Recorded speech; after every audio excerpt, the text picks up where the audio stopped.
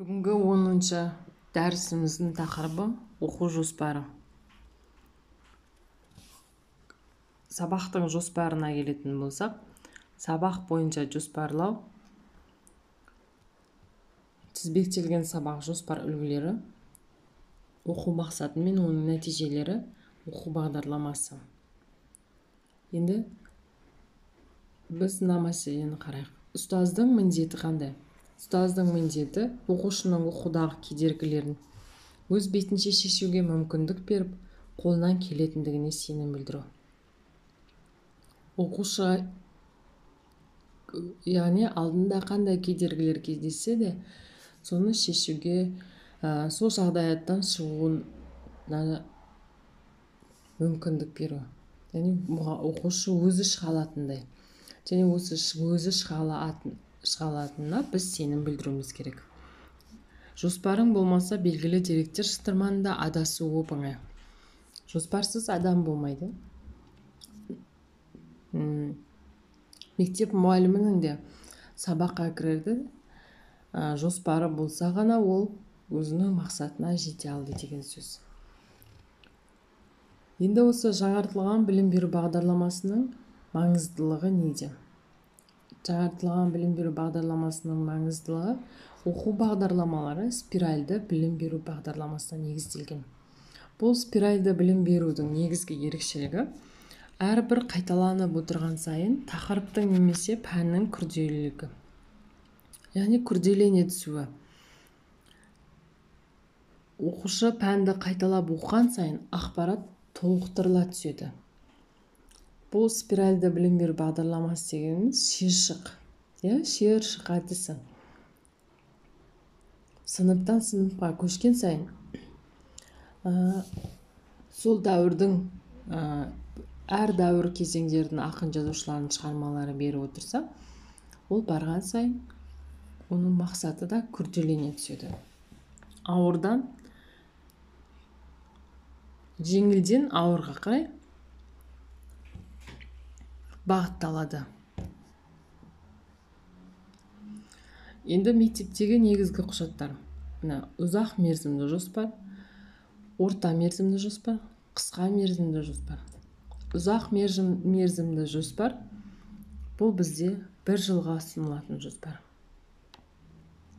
Ал орта мерзімді жоспар бұл белгілі бір уақыт аралығында, яғни 90-дыққа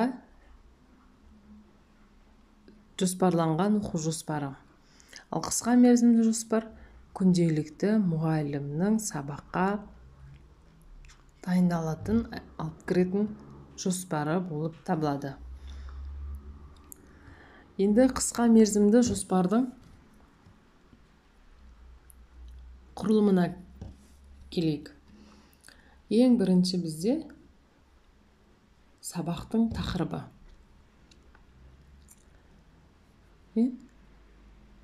Сабақтың тақырыбы.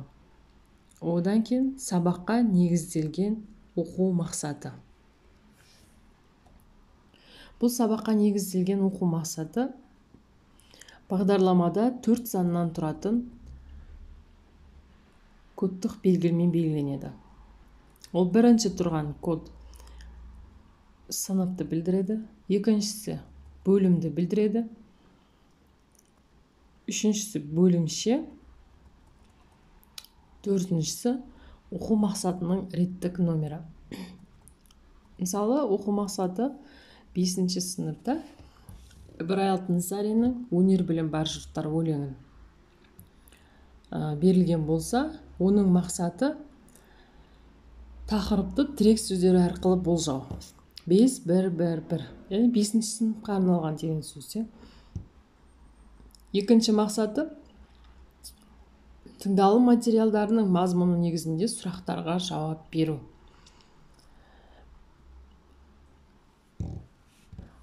Яғни осы тақырыпты тірек сөздер арқылы болжау осыған негізделеді.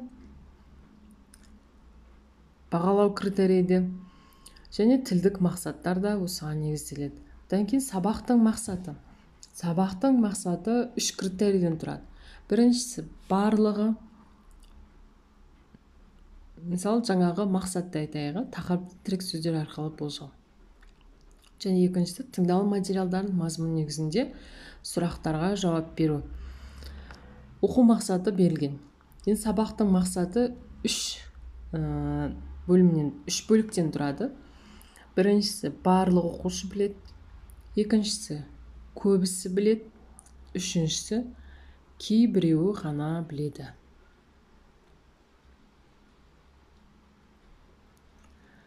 Кейбіреуі ғана біледі. Яғни барлық оқушы шығарманың мазмұнын талдай алады, шығарманың мазмұнын біледі, көбісі талдай алады, кейбіреуі тірек сөздерін таба алады. Яғни бұл сабақ мақсаты оқу мақсатына негізделген. Оқу мақсатына негізделген. Енді бағалау критерийлері. Бағалау критерийді оқу мақсатына негізделеді. Яғни бұл біздің жаңағы алдында өткен Блум таксономиясы бойынша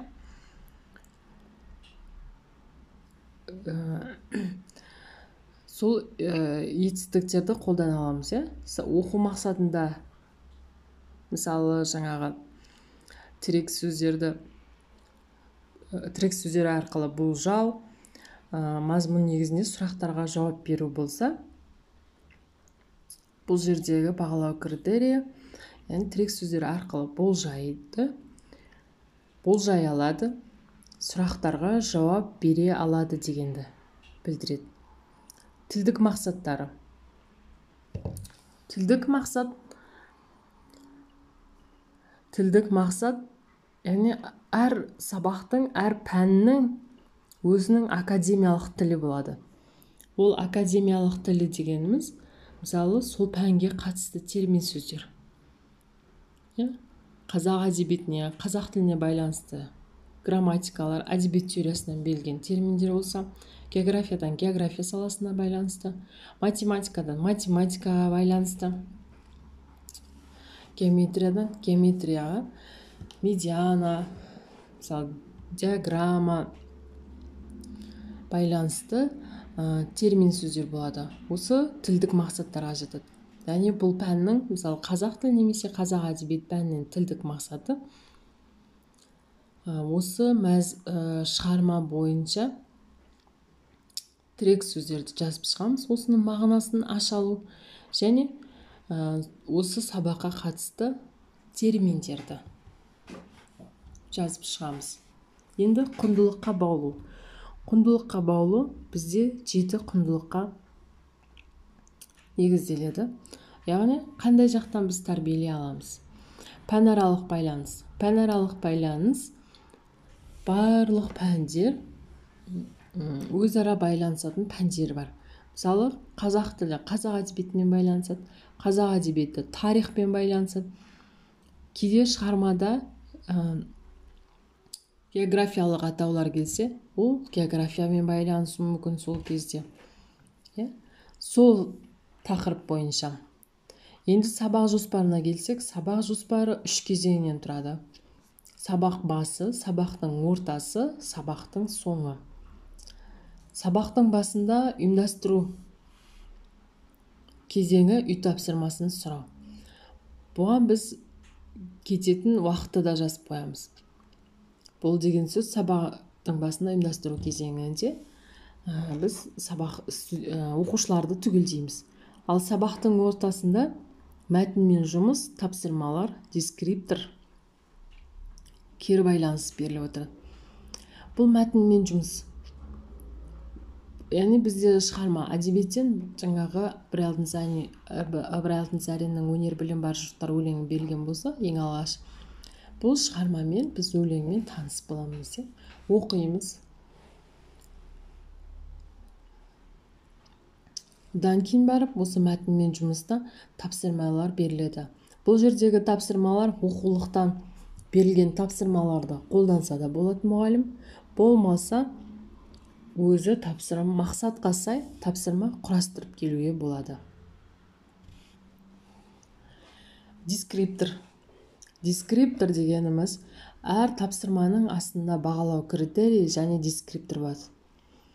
Дескриптор осы тапсырмалардың орындау қадамдары.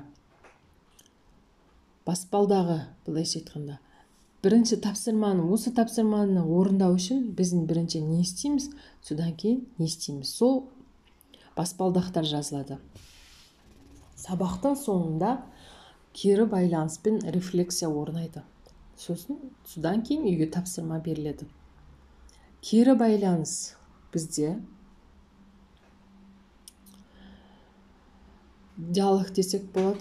Кері байланысты ассоциация солай құрастырамыз. Диалог, яғни екі адамның бір-бірімен байланысы.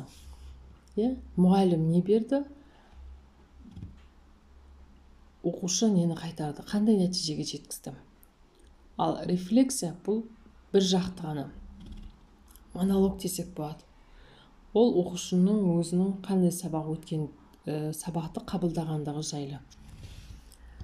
Ал енді сабақтың мақсаты бұлар оқушылар үшін олар орындайтын тапсырмалар мен оларды оқыту себептерінің арасында байланысты көре алу үшін анық баяндалуы тиіс. Жаңа айтып кеттім, сабақтың мақсаты оқу мақсатына негізделген. Яғни оқу мақсатында бізде тірек сөздер арқылы болжау және негізгі сұрақтарға жауап беру болса, сабақтың мақсатында осыны оқушылардың барлығы жасай алады, жауап бере алады, болжай алады деген сияқты жазуымыз керек. Мақсаттар сабақ кезінде жүргізілетін оқытуды білдіреді. Мақсаттың үш түрі болады дедік. Оқу материалының мақсаты, тілдік және әлеуметтік мақсат. Оқу материалының мақсаты оқушылардың не істейтіндігін, нені күтілетін нәтиже. Тілдік мақсат ауызша және жазбаша тіл арқылы қалай көрсететіндігін түсіндіруді білдіреді. Оқушылар сабақ кезінде осы сабаққа қатысты болжамдарын белгілейді. Енді қазақ тілі пәнін оқытудағы мақсатқа келер болсақ, бұл енді біз оқу бағдарламаларынан алынған мақсаттар. Бұл пәннің мақсаты. Қазақ тілі пәнін оқытудың мақсаты ана тілін қадірлейтін, қоғамдық мәнін түсінетін тұлға қалыптастыру. Сондай-ақ қазақ әдеби тілі нормаларын сақтап, дұрыс қолдана білуге, еркін сөйлесуге және сауатты жазуға үйрету. Бұл түсінікті. Қазақ тілі пәні бір қатар маңызды мақсаттарды жүзеге асырады дейді. Тілдік дағдыларды сауатты қолдануды қалыптастырады. Бізге қазақ тілі пәнінің бағдарламасы не береді екен? Құбылыс ретіндегі заңдылықтар негізінде танып білу дағдыларын қалыптастырады.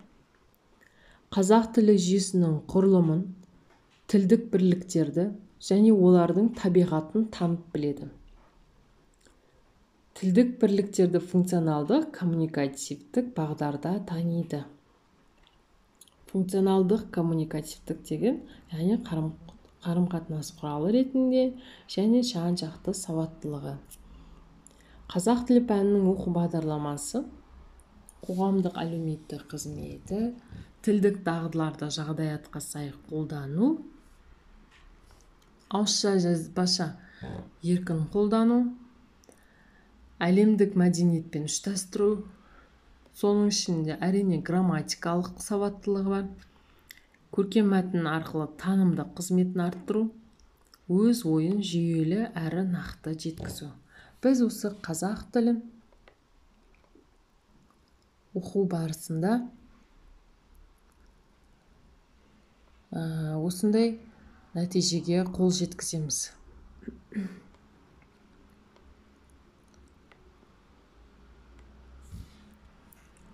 осындай нәтижеге жеткіземіз.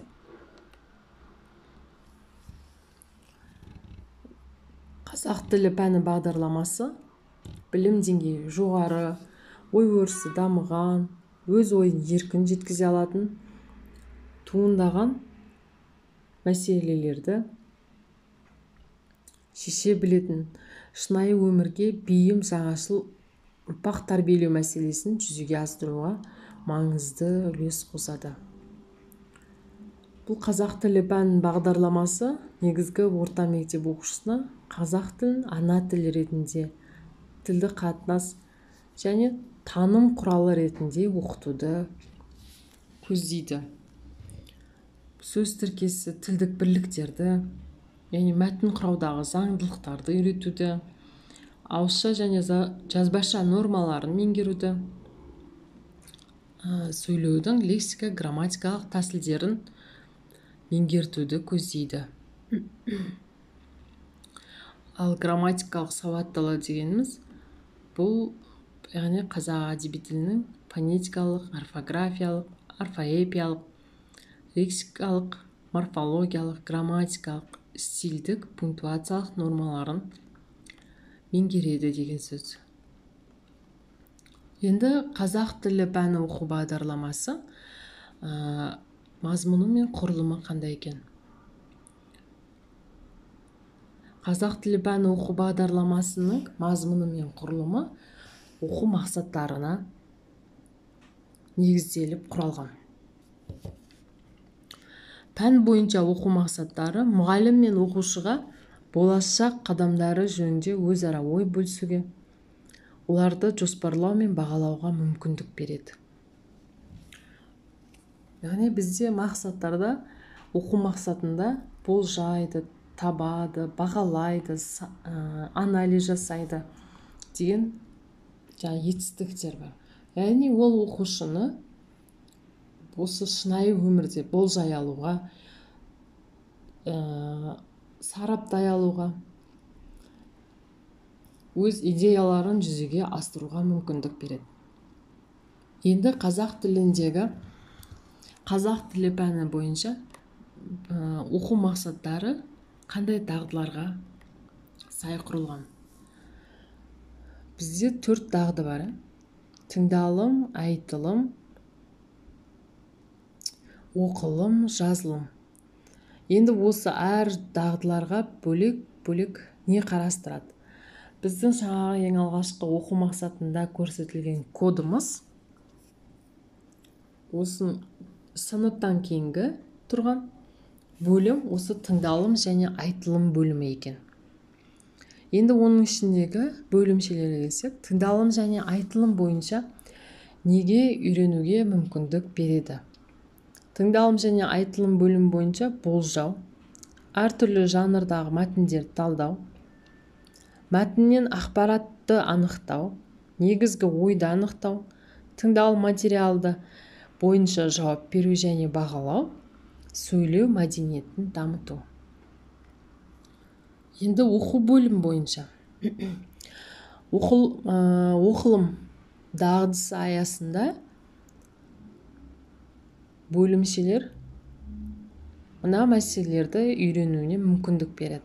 Ақпаратты түсіну, мәтіннің стильдік ерекшелігін тану, мәтіннің жанрлық ерекшелігін ажырату, мәтін бойынша сұрақтар құрастыра білу, мәтіндерге салыстырмалы анализ жасау, оқылым стратегияларын қолдану, әртүрлі ресурс көздерінен қажетті ақпарат алу. Әртүрлі ресурс көздерінен дегеніміз интернеттен өзіне қажетті материалдарды таба алу. Енді жазылым бөлім аясында қандай дағдыларды үйренеткен?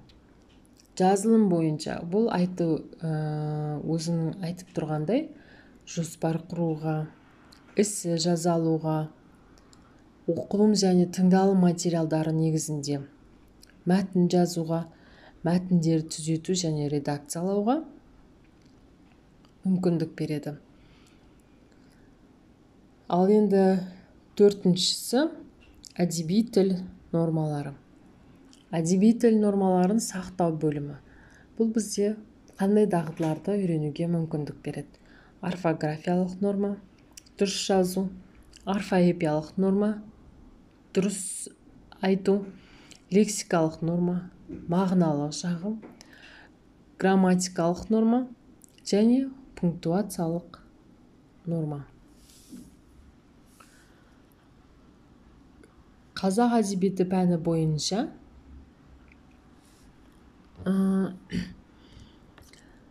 енді қазақ әдебиеті пәні бойынша біз дағдыларға келетін болсақ, қандай мәселелерді қарастырады, яғни қандай дағдылардан тұрады? Қазақ әдебиеті пәні түсіну және жауап беру, анализ және интерпретация, бағалау және салыстыру. Осы үш бөлімде мақсаттар құрастырылған. Түсіну және жауап берудің оқу мақсаты бөлек, анализ және интерпретацияның оқу мақсаты бөлек, бағалау және салыстырудың оқу мақсаты бөлек. Бұл мақсаттар, бұл осы үш дағды 5 сыныптан 11